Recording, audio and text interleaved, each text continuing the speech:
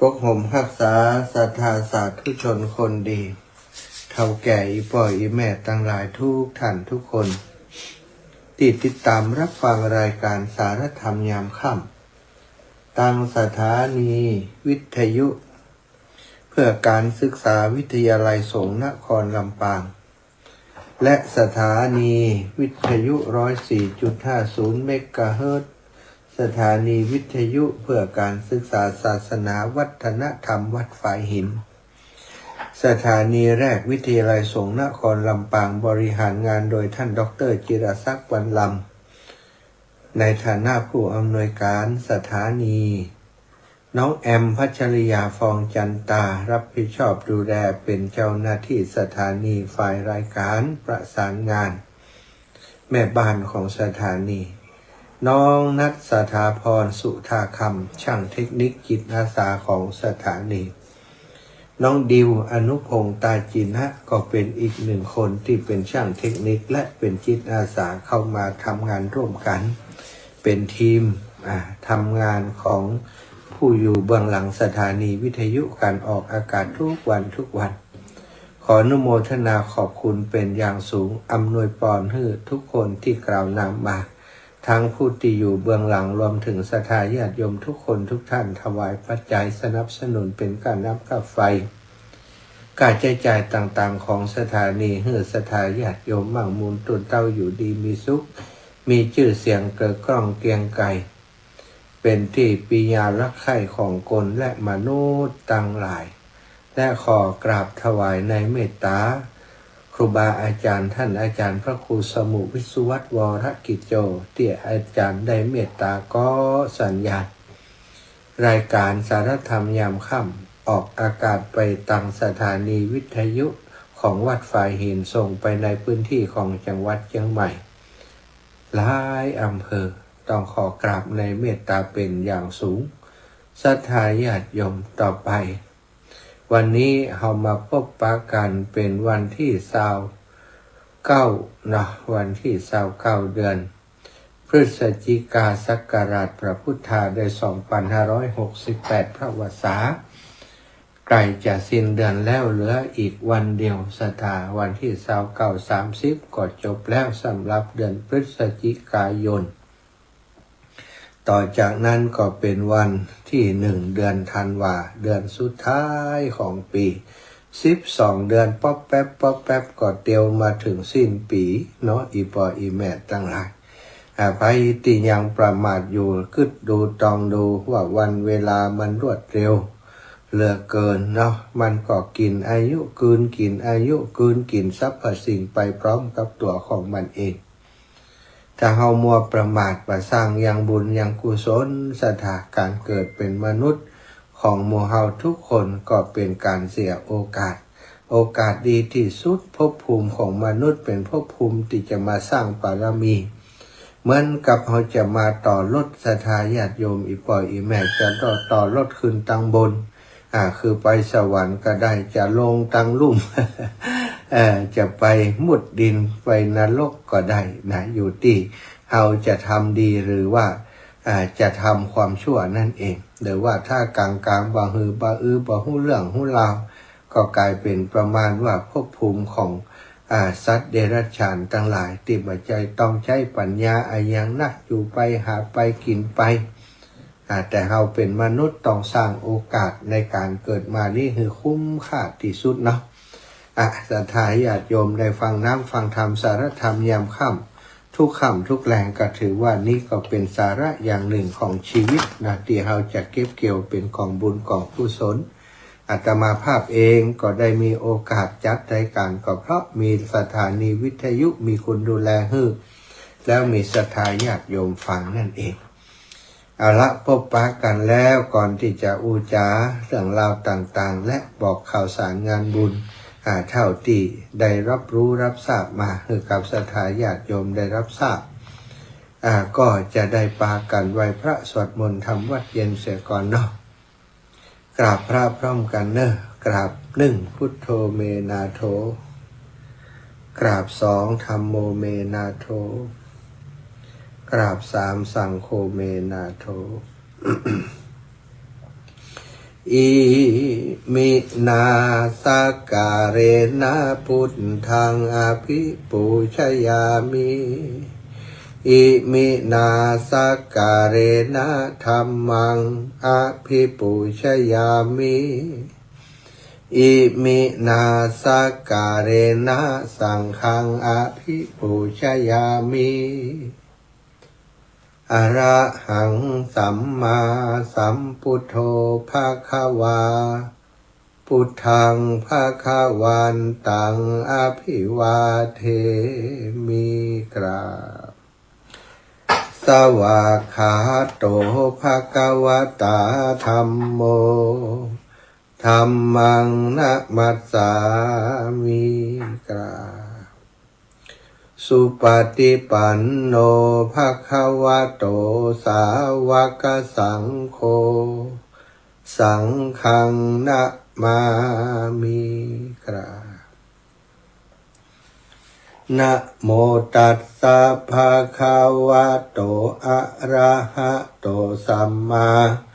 สัมพุทธัสสะนะโมตัสสะภะคะวะโตอะระหะโตสัมมา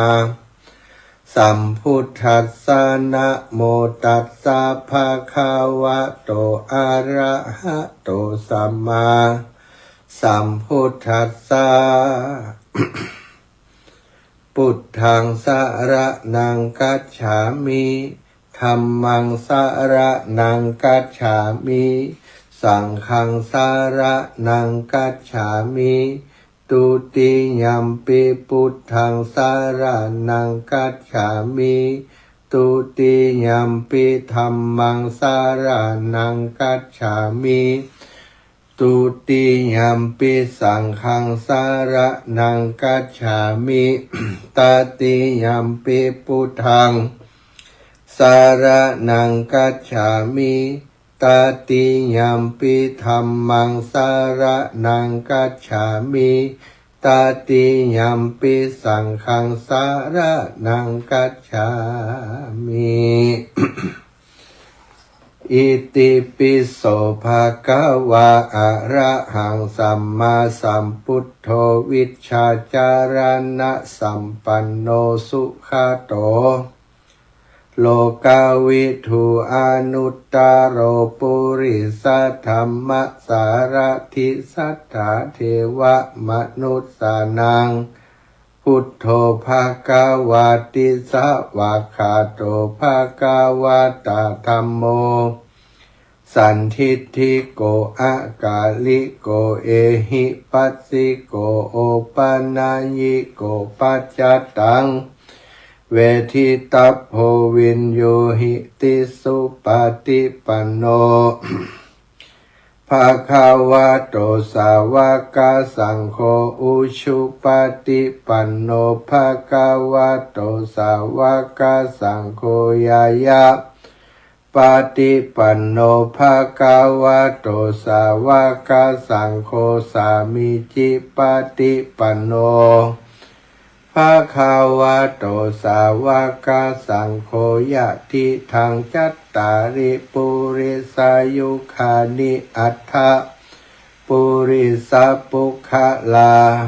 เอสัพพะคะวะโตสาวกสังโฆอาหุนายโยปาหุนายโยทักขินายโยอัญชลิกะระนิโยอนุตตรังปุญญักเขตังโลกัสสาติ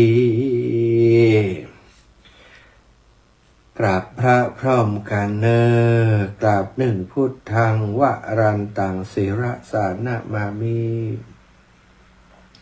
กราบสองธรรมังวรันตังศิระสานะมามิกราบสามสังฆังวรันตังศิระสานะมามิ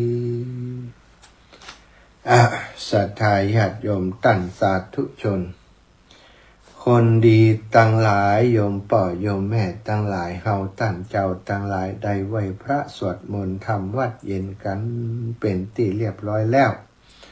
ต่อไปก็จักได้นำสารธรรมมาสนทนามามาจาต่อเนื่อง จากค่ำคืนที่ผ่านมาคืนที่ผ่านมาได้ได้จ๋าถึงเรื่องของการเผยแผ่พระพุทธศาสนาในช่วงต้นพุทธกาลซึ่งก็หามีพระสาวกประมาณยังบัดถึงปันกำเตื้อสถาแต่ว่าก็หามาถึงปันเมื่อพระพุทธเจ้าได้ไปแสดงธรรมแก่อุลุเวลกัสสปะและก่อนนาทีกัสสปะขยากัสสปะ3-4พี่น้องสู้เปลี่ยนชาดินปุจาไฟเมื่อทั้งหมดลดทิฐิมานะเข้ามาเปิ่งป่าเรามีสมภารของพระพุทธเจ้าได้มาน้อมใจน้อมจิตน้อมใจน้อมตัวมาฟังคำสอนของพระพุทธเจ้าแล้วก็มาปฏิบัติตามศรัทธาจนปารมีแก่กล้าพระพุทธองค์ก็ทรงแสดงธรรมอาทิตตปริยายสูตรว่าความฮ้อนของกิเลสนั้นมันฮ้อน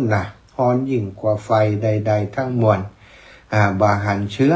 บ่มีเชื้อบ่มีเปลวบ่มีควันแต่เผาไหม้เผาลนคนอยู่ทุกวันบ่จำเป็นต้องไปจุดไฟปูจาไฟคือกิเลสราคะโทสะโมหะตีมาตั้งตาหูจมูกลิ้นกายใจโดยการสัมผัส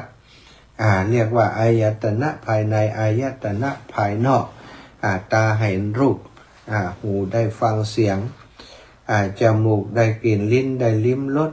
กายได้ผัสสะธรรมมโนใจได้ปรุงแต่งหรือว่าได้มีการมโนน้อมนึก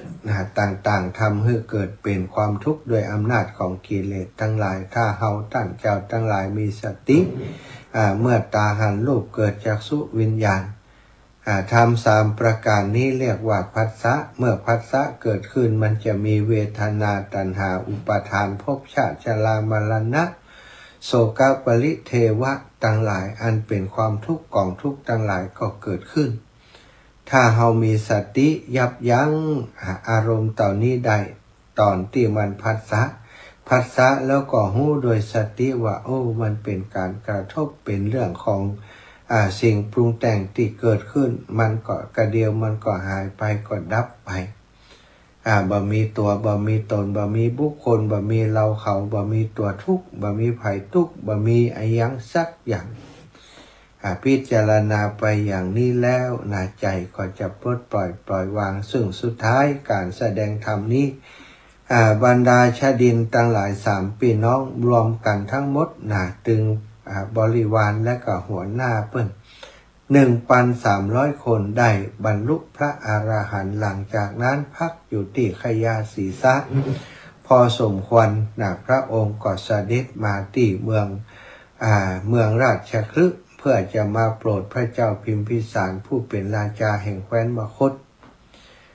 เมื่อมาถึงในวันแรกนั้นก็ยังบ่ได้เข้าไปโปรดพระเจ้าพิมพิสารได้ไปพักอยู่ที่สวนตาลหนุ่มลัทธิวันสวนตาลหนุ่มหลังจากไปพักอยู่ตรงนั้นพระเจ้าพิมพิสารทราบข่าวก็ได้ปาพระสกนิกรพราหมณ์คหบดีชาวมคธจำนวน12นหุตอย่างที่บอกไปค่ำคืนที่ผ่านมานหุตอย่างใดอาจารย์12นหุตมีกี่คน1นหุตเท่ากับ10,000 คนศรัทธา12นหุตก็คือ120,000 คนไปที่สวนลัทธิวันถวายบังคมพระพุทธเจ้าแล้วประทับนั่งพระราชาประทับนั่งอยู่พระราชาและประชาชน12นหุตนั้นหันพระอุรุเวลกัสสปะนั่งอยู่ใกล้พระพุทธเจ้าก็เกิดความสงสัยขึ้นว่ามหาสมณะประพฤติพรหมจรรย์ในท่านอุลุเวลกัสสปะหรือว่าท่านอุลุเวลกัสสปะประพฤติพรหมจรรย์ในมหาสมณะเอาว่าง่ายๆว่าไผ่2 คนเนี่ยไผ่เป็นลูกศิษย์ไผ่เป็นอาจารย์หมู่ที่ชาวเมืองนั้นส่วนใหญ่นับถืออุลุเวลกัสสปะมาก่อนและแม้กระทั่งพระราชาเองก็นับถืออุลุเวลกัสสปะเหมือน เหมือนครูบาอาจารย์เหมือนพระสงฆ์องค์สังฆเจ้าตนบุญของราชสำนักแม้ศรัทธาญาติโยมคหบดีพราหมณ์ทั้งหลายก็เช่นเดียวกันนับถือเพราะเข้าใจว่าอุลุเวลกัสสปะนี้มีวัดปฏิบัติดีน่าจะเป็นพระอรหันต์นี่เกิดข้อสงสัยว่าไผกันแน่เป็นโลกศิษย์พระพุทธเจ้าทรงทราบความคิดความคิดของชาวมคธทั้งหลายเหล่านั้นได้ตรัสกับท่านอุลุเวลกัสสปะโดยพระคาถาว่าดูก่อนท่านผู้อยู่ในอุลุเวลามานานเคยเป็นอาจารย์สั่งสอนหมู่ชาดินผู้ผอมเพราะกำลังพจน์ท่านหันเหตุอย่างจึงยอมละทิ้งการบูชาไฟเสียเล่าดูก่อนกัสสปะเฮาถามเนื้อความนี้แก่ท่านละไฟติบูชาอยู่เพราะเหตุใดหรือแน่อุลุเวลกัสสปะก็ทูลตอบพระพุทธเจ้าว่ายันทั้งหลายหรือว่าการบูชาทั้งหลาย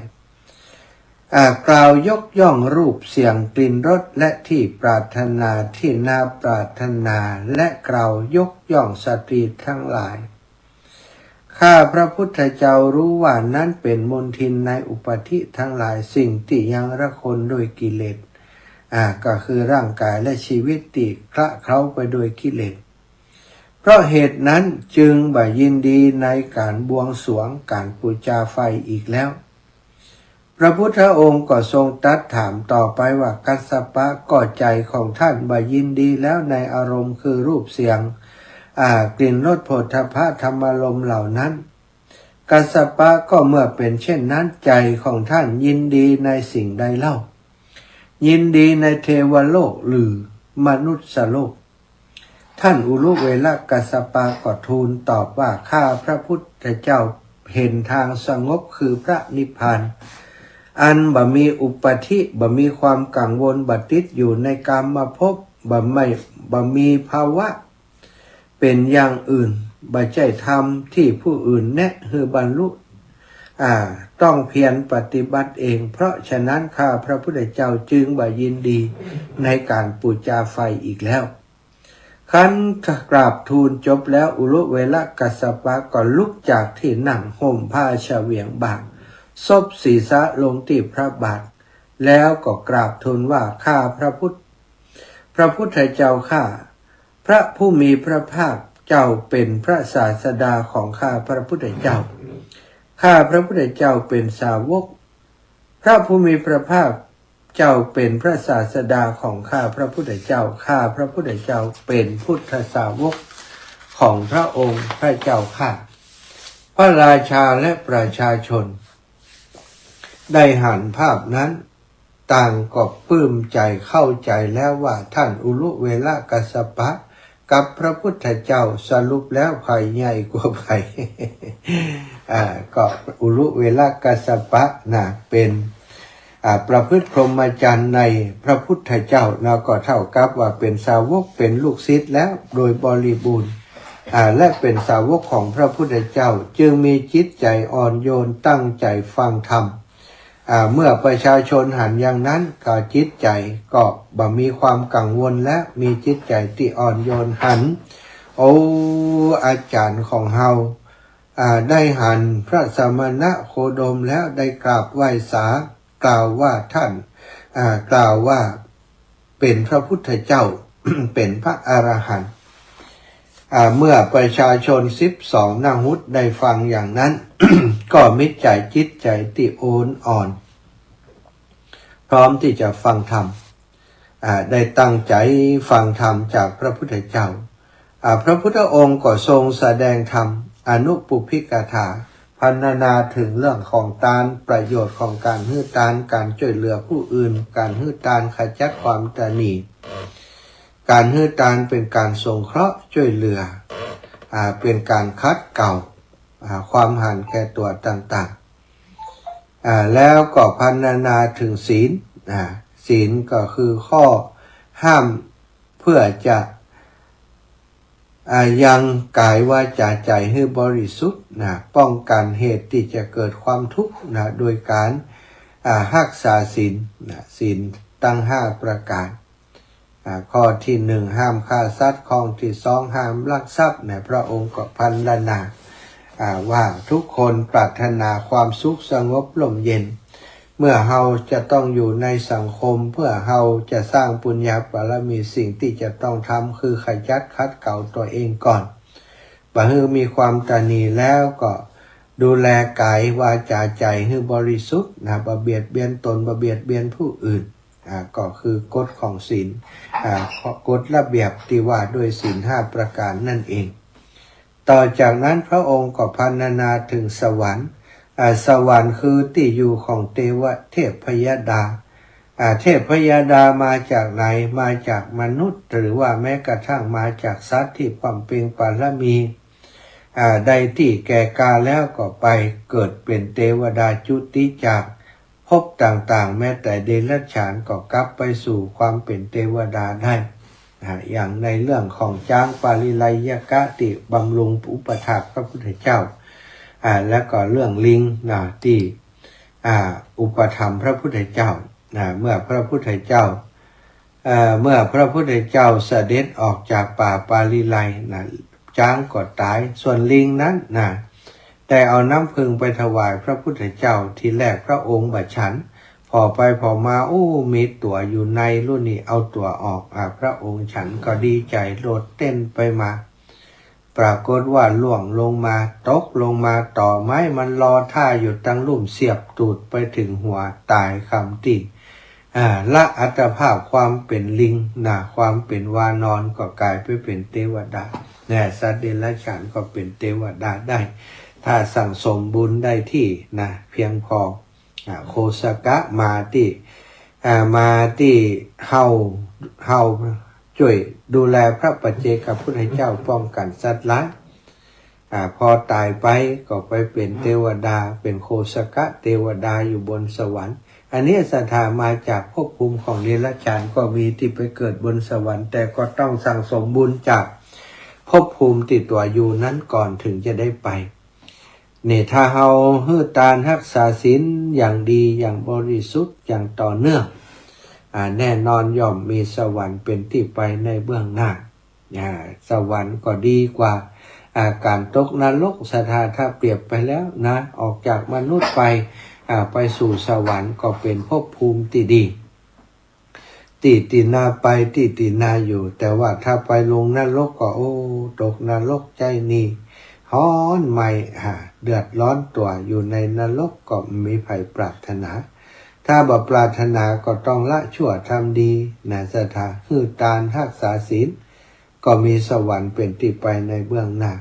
แต่แม้กระทั่งสวรรค์เองพระพุทธองค์ก็พรรณนาว่ามันมีหมดอายุหมดบุญแล้วก็ต้องพลิกมาเกิดเทวดาหมดบุญนี่เจ็บกันแลบเปียกอีหลอเสดาผิวพรรณหม่นหมองอย่างในพระโพธิสัตว์ที่จะมาจุติมันปกตินี่เทวดาบ่มีเหงื่อเหมือนมนุษย์หรอกถ้ามีเหงื่อขึ้นมาเมื่อใดแสดงว่าจะหมดบุญแล้ว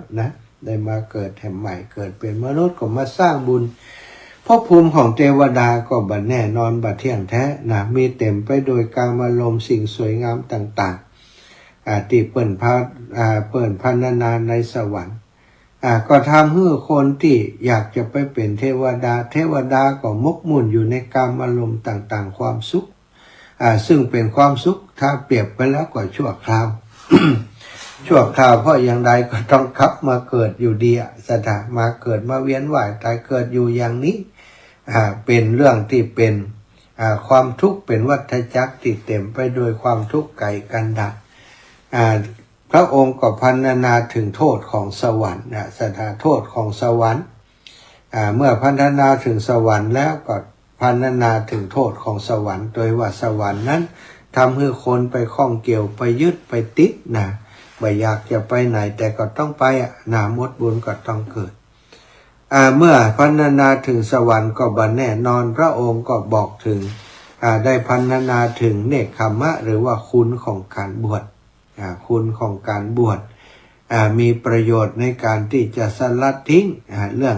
องต่างๆของคฤหัสถ์เข้ามาบวชก็ปั๊มเพ็ง ปฏิบัติได้ง่ายขึ้นสะดวกขึ้นเร็วขึ้นนะบ่ต้องไปทำมาบ่ต้องไปทำมาค้าขายเป็นภาระอย่างแล้วมีหน้าที่ดูแลจิตใจของตัวเองทำตัวให้เป็นเนื้อนาบุญคือกับผู้ที่แสวงบุญต้องการบุญตั้งหลายทั้งมวลนะเนื้อนาบุญก็คือเป็นผืนนาที่ให้คนได้หว่านกล้าลงไปแล้วก็งอกออกมาเป็นดอกเป็นผลเรียกว่าเนื้อนาบุญถ้าเนื้อนาบุญบ่ดีหวานต่อใดมันก็งอกบ่งามอยู่ดีเนาะสัตว์ถ้าเนื้อนาบุญนั้นบริบูรณ์ด้วยศีลบริบูรณ์ด้วยเมตตาสุทธาที่คุณต่างๆข้าวกล้าที่ชาวนาหว่านลงไปทายกทายิกาหว่านลงไปก็ย่อมจะเจริญเติบโตเป็นบุญเป็นกุศลที่มากมายมหาศาลในการเนกขัมมะคือสิ่งสำคัญพระพุทธองค์ก็หันถึง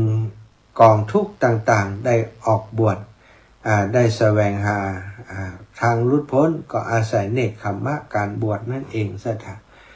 เมื่อพรรณนาถึงเนกขัมมะเรียบร้อยสัทธาญาติโยมพระองค์ก็ได้ตรัสถึงอริยสัจสี่นะอริยสัจสี่ทุกข์สมุทัยนิโรธมรรคสี่อริยสัจสี่คือกับพระหูชนทั้งหลายที่มาเฝ้าฟังธรรมในวันนั้นปรากฏว่าพระราชาและประชาชน12 ณ หุตก็คือ 110,000 คนได้ธรรมจักษุ ดวงตาหันธรรมอีก1 ณ หุตก็คือ 10,000 คนประกาศตนเป็นอุบาสกอุบาสิกานี่ศรัทธาการแสดงธรรมวันนั้น120,000เนาะ120,000ตีได้มรรคผลนี่110,000ตียังบ่ได้มรรคผลแต่ว่าได้เข้าถึงรัตนตรัยเป็นอุบาสกอุบาสิกา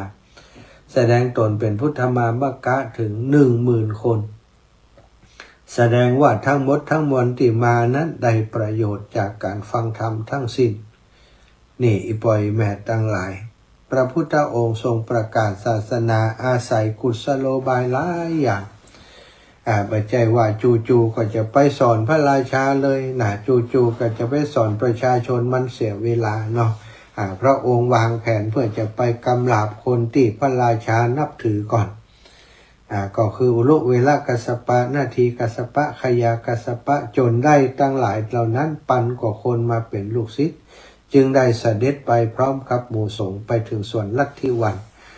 มันก็ดูอลังการนะถ้าเสด็จไปรูปเดียวพระองค์เดียวโอ้พระพุทธเจ้ามาพระองค์เดียวมันสีง่อมมันมันสมศักดิ์ศรีเนาะ ก็ไปพร้อมกับลูกศิษย์ปันกว่าคนพระเจ้าเหลียงห้ำอยู่คนได้หันก็เกิดศรัทธาเลื่อมใส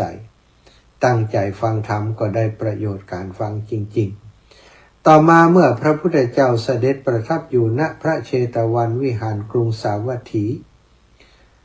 ได้ทรงสถาปนาพระอุรุเวลกัสสปะว่าภิกษุทั้งหลายอุรุเวลกัสสปะเลิศกว่าภิกษุสาวกของเฮาทุกรูปเลยในด้านของการมีบริษัทมากมีลูกศิษย์มากมีบริษัทมากมีคนนับถือมากนี่นะอธิบายว่าในบรรดาพระเถระที่มีลูกศิษย์นั้นพระเถระส่วนมากบางการมีลูกศิษย์มากบางการมีลูกศิษย์น้อยแต่พระอุรุเวลกัสสปะและน้องชายทั้งสองมีลูกศิษย์เป็นบริวาร 1,000 ลูกเป็นประจำเมื่อภิกษุผู้เป็นศิษย์เหล่านั้นได้การบรรพชาอุปสมบทท่านละ1 รูปก็จะทำให้เกิดภิกษุใหม่มากถึง 1,000 รูปดังนี้เป็นต้นเพราะฉะนั้นจึงทรงยกย่องท่านอุรุเวลกัสสปะว่าเป็นภิกษุผู้มีบริษัทมากกว่าภิกษุทุกรูปทุกองค์ที่เป็นสาวกของพระองค์ในสถานในเรื่องของอุรุเวลกัสสปะก็มีธรรมที่พระพุทธองค์ทรงแสดงมีอาทิตตปริยายสูตรซึ่งว่าด้วยการเผากิเลสการบูชาไฟตามพระพุทธศาสนาก็คือการเผากิเลสในจิตในใจของเฮานั่นเองซะนะ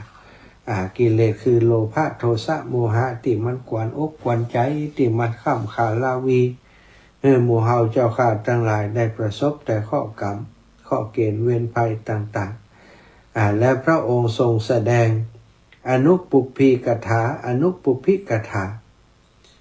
แก่พระราชาและประชาชนทั้งหลายที่เข้าฟังธรรมในวันนั้น12 นาหุที่สวนลัทธิวันสวนตาลหนุ่มสถา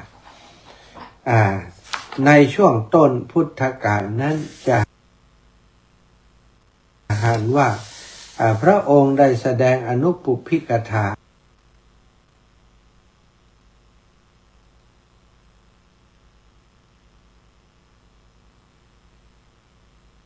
บ่อยมาก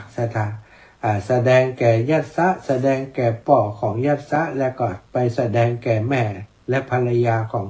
อดีตภรรยาของท่านยัสสะแล้วก็แสดงกับหลายๆท่านหลายๆคนในช่วงของต้นการประกาศศาสนาแล้วก็ตลอดมาถ้าไปในเมืองใดที่ประชาชนยังบ่เข้าใจว่าทางพระพุทธศาสนาพระองค์ก็จะตรัสอนุปุพพิกถาก่อน เป็นการเตรียม เป็นการเตรียมเนาะก็เหมือนครับ เฮียนกขอกกาก่อนอาขยันก่อนจะขึ้นสู่บทเรียนต่างๆการผสมคำการอย่างต่างๆอย่างนี้พระองค์ก็จะสอนเป็นลำดับขั้นตอนไปบักข้ามขั้นมันจะโจโลมาสอนเรื่องรูปเสียงกลิ่นรสโผฏฐัพพะไปเลย ซึ่งบางคนก็ฟังอาจจะยังบ่เข้าใจในหลักการทางพระพุทธศาสนา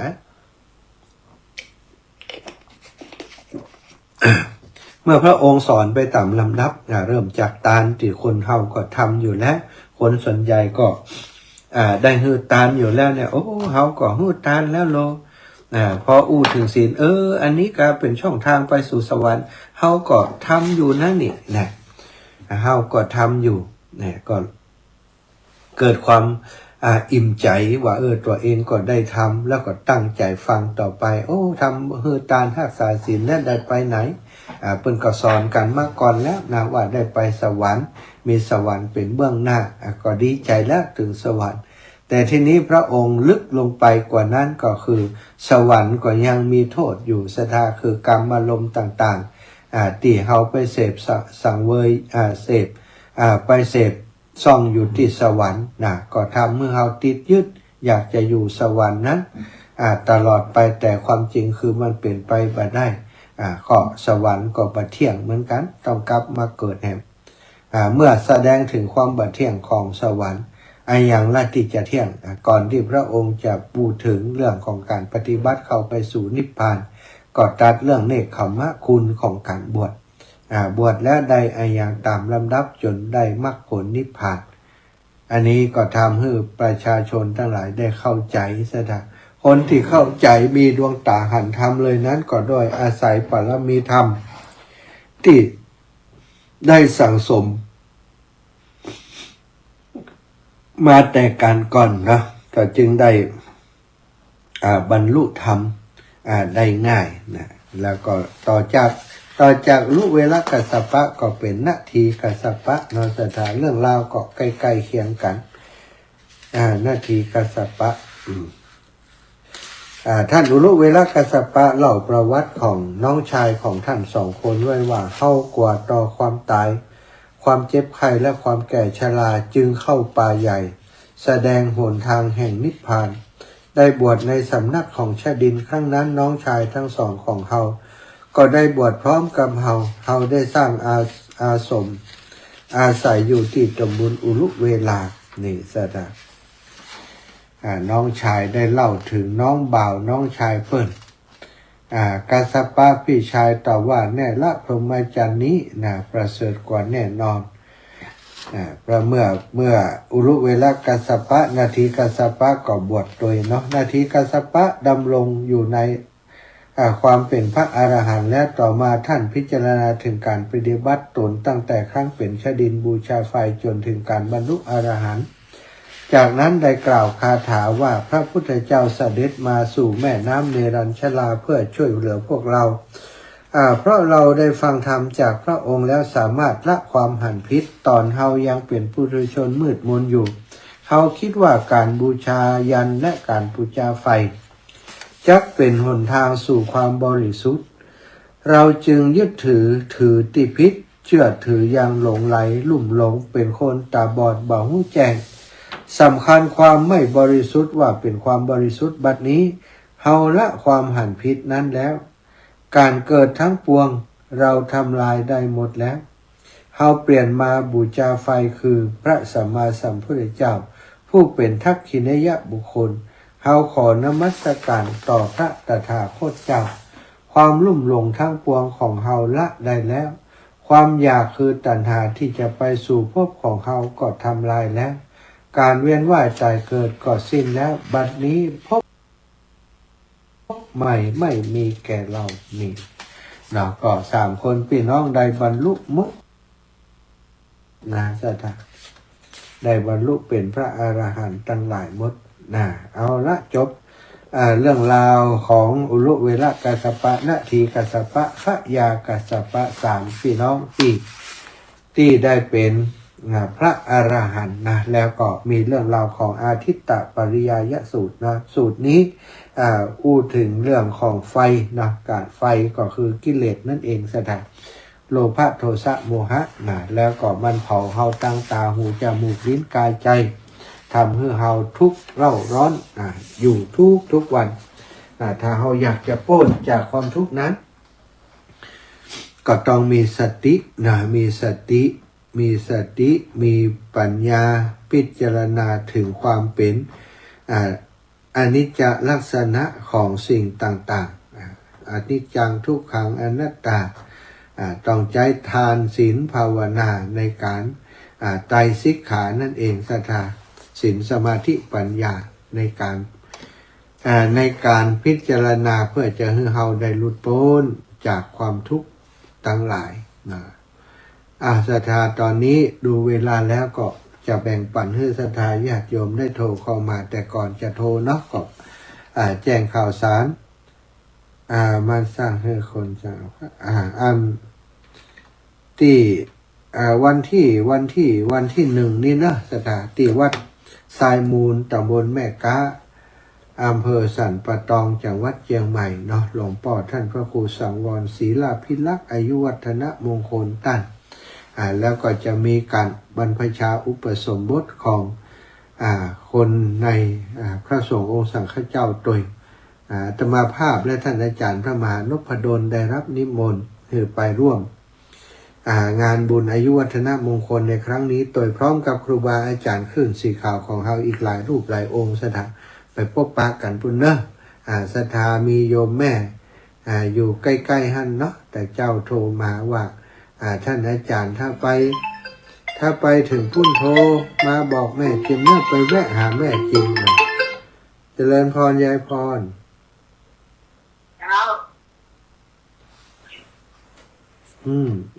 เจ้าก็ว่าไปเจ้าหนาวนอนไม่รู้อ่ะหนาวกะหนาวอยู่ห้องนี้ดีแล้วนอนเห็นเนื้อรับเหี้ยเจ็บเอวอยู่นี่ดีแล้ว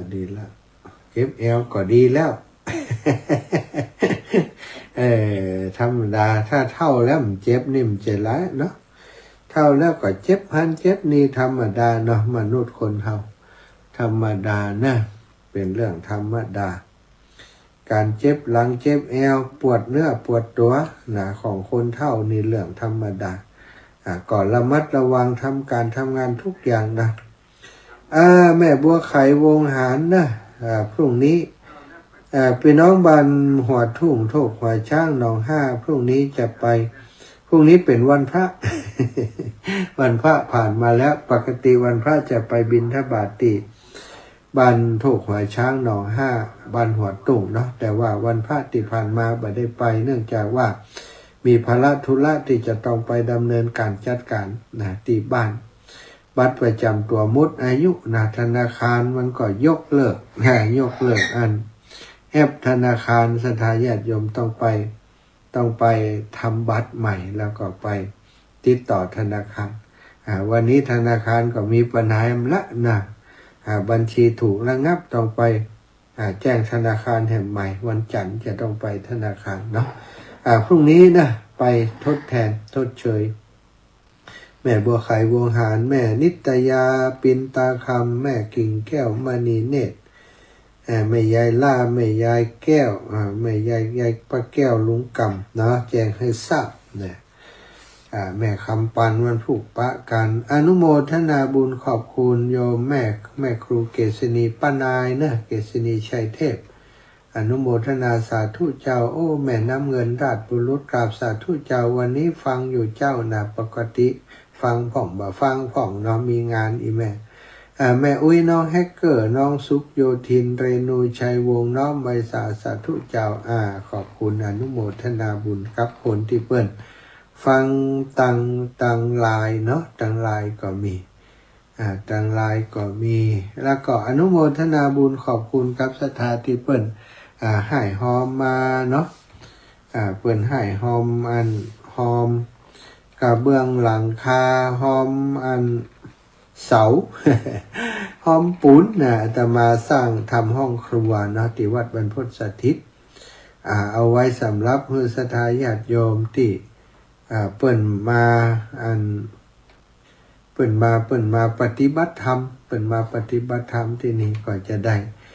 มาใช้ประโยชน์นะถ้าบ่มีให้เปิ้นยากคบยากกินเปิ้นก็จะลำบากซะท่าก็ต้องขอบคุณแม่มอนตอมแก้วร่วมทำบุญกระเบื้องมาอีก200 บาทนะแม่ตอมแก้วอยู่บ้านอยู่บ้านแพะหนองแดงนะอนุโมทนาบุญขอบคุณนักศรัทธาญาติโยมวันนี้พ่อแม่พี่น้องอีป่ออีแม่ตั้งหลายเนาะก็ติดตามรับฟังกันหลายคนหลายท่านอยู่นะขอบคุณเป็นอย่างสูงติดตามทาง Facebook ไลฟ์ขอบคุณนักศรัทธาตอนนี้เวลายังมีเวลาให้ศรัทธาญาติโยมได้โทรเข้ามาเนอะแบตเตอรี่จะหมดแบตเตอรี่จะหมดเสียบก่อนแล้วก็วันที่18นะวันที่18เดือนธันวานี้ก็จะมีงานยกชัดที่วัดอันดับภัยที่เชียงใหม่ที่เขาเคยไปวางศิลาฤกษ์กันนะสถานที่เปิ้นสร้างเนาะตอนนี้อยู่ในขั้นตอนยกชัดแล้วเนอะจะเสร็จสิ้นละแล้วก็วันที่4เดือนมกราก็จะเป็นที่ห้วยงูในเนาะก็วางศิลาฤกษ์แปลงธาตุเจดีย์ของครอบครัวของคุณโยมเชิดพงษ์กิ่วแก้วนะคุณโยมเชิดพงษ์กิ่วแก้วโยมพ่อโยมแม่ของเปิ้นพ่อแม่เปิ้นก็จะไปแปลงอันเจดีย์นะไปแปลงเจดีย์ที่เมืองฝางเจริญพรแม่จันดีเท้ามณีไว้เจ้าแม่ฟังไม่ฟังแต่เจ้าล่ะแต่เจ้าแหละอากาศตั้งท่าสีถ้าจะหนาวอยู่ก็หนาวก็เจ้าวันท่าสีจะก็ไปงานนั้นเป็นแล้วหรอกบ่ไปแม่ไปคนนักเขาหมุนจ้ะถ้าไปต้องไปตอนมีคนคนนักในหมุนอิดยุ่งวุ่นวายเจ้าสาธุนะแม่เจ้าสาธุเจ้าเจริญพรแม่พัดชัยเมืองชื่นแม่พัดชัยเมืองชื่น200แม่วินนาจลา200100 2 แผ่นคุณร้อย2 แผ่นได้2 แผ่น2 แผ่นโอนไปแล้วนะโอนมาแล้วโอนหันแล้วล่ะเจ้าขอบคุณนะเจ้าจะไปแอวหาก่อนเดี๋ยวมีเวลาก่อนเจ้ามาเลยจัดตู้จะไปกินแกงฟักละบ้านแม่วินบ้านแม่พัดเจริญปอเจริญปอนถวายความเคารพคุณลุงอากาศเย็นไหมวันนี้โอ้เย็นครับคุณลุงเมื่อคืนนี้น่าลุงเลยนะตอนเช้ามืดผมไปไม่ได้หนาวว่ะโอ้จะหนาวนะทางที่สาธุครับคุณลุงครับที่โน่นก่อนหนาวเนาะพุทธอุทยานเป็นอยู่เชียงดาวนะท่านอาจารย์อยู่เชียงดาว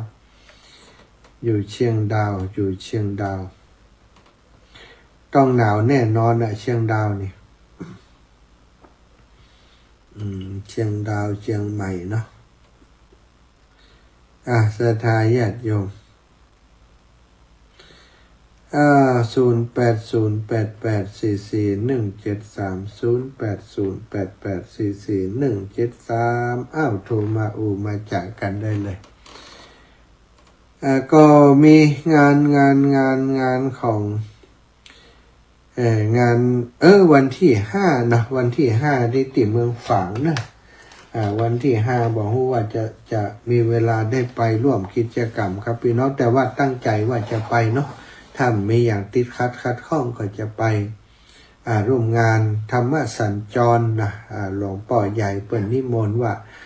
ท่านมาหาม้าเอวจิมนะเนี่ยถ้าไปก็จะได้เอวหาศรัทธาญาติโยมแม่ละพรนะแม่อุ้ยอุ่นแม่ละพรเจริญพรเจ้าแม่สาเจ้าอีแม่นาเจ้าแม่นะแม่เจ้าหนาวแม่ก็นอนฟังเนี่ยตั้งปุ่นซ้ำให้ก็เลยยุ่มร้ายก็ตึงหนาวแล้วสัก4 องศา5 องศาพวกก็คุณวันนั้นมี6 องศาดูหดโทษเอ็ดขนาดลมตัวเดียวต้องพูดหนาวกับเจ้าหนาวแต่ว่าก็หนาวนักอยู่นะแม่ตอนเจ้าตี 4 ตี 5นี่ต้องลุกขึ้นมาเนี่ยกันแล้วก็มันหนาวม่วน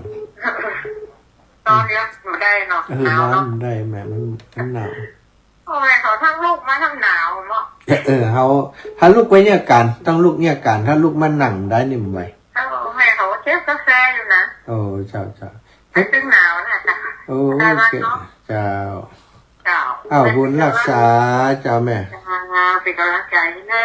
เจ้าแม่เจริญพรแม่เพนเจ้าแม่เพนหับแล้วเจ้าพระฐาน เจ้าหนาวกับเจ้าหนาวส่งหน้าเป็นยังเจ้าอาบแล้วเนี่ยการห้อนปุ่งเข้าหางน้ำก่อนพระฐานเจ้าแม่จะเอาไปกิน2 แผ่นได้ก็ได้ได้นะเจ้าถ้าผ่านมาดังนี้อย่าลืมเอิญเนอะเจ้าอีแม่ก็คงจะเปลี่ยนประมาณแต่ว่า11นี่ทำตัน11นี่ทำตันได้11 ธันวาน่ะหลวงปู่ว่าได้กลางเดือนเนี่ย11 ธันวาได้เจ้าจะก็มีเวลาเจอกันอยู่เนาะเจ้าสาธุเจ้าแม่เจริญพรแม่นิเวศเจ้ากลับนมัสการเจ้าอีแม่เจ้าแม่เย็นเนาะอากาศเย็นเย็น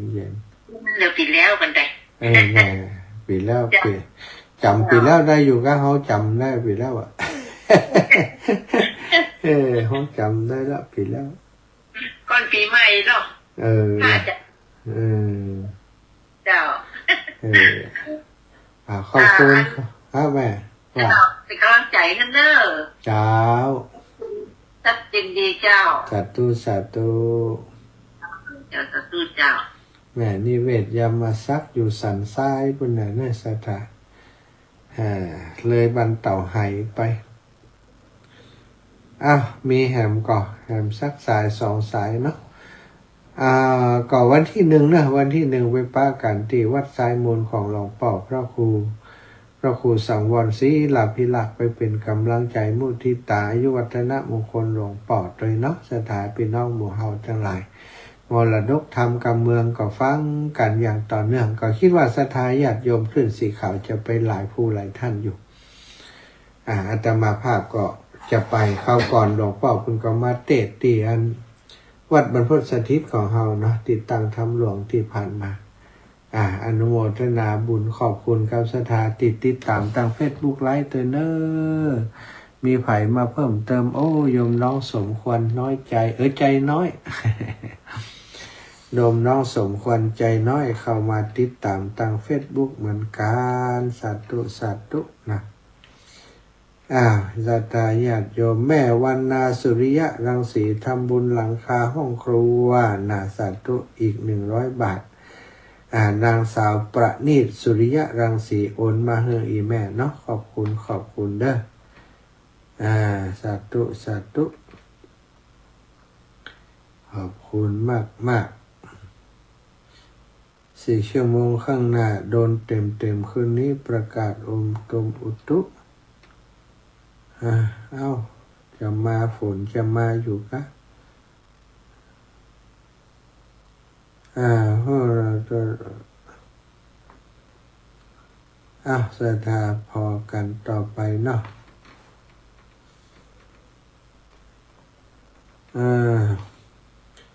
ส่งหัวเชลาของสิ่งเอาละเนาะศรัทธาเวลาหมดเวลานะก็ขอนำรายการจากลาไปด้วยเวลาเพียงเท่านี้ขอความสุขความสัสดีจงมีแก่ศรัทธาสาธุชนทุกคนทุกท่านเนอะจัตตารโอธรรมาวัฏันติอายุวันโนสุขังพระลัง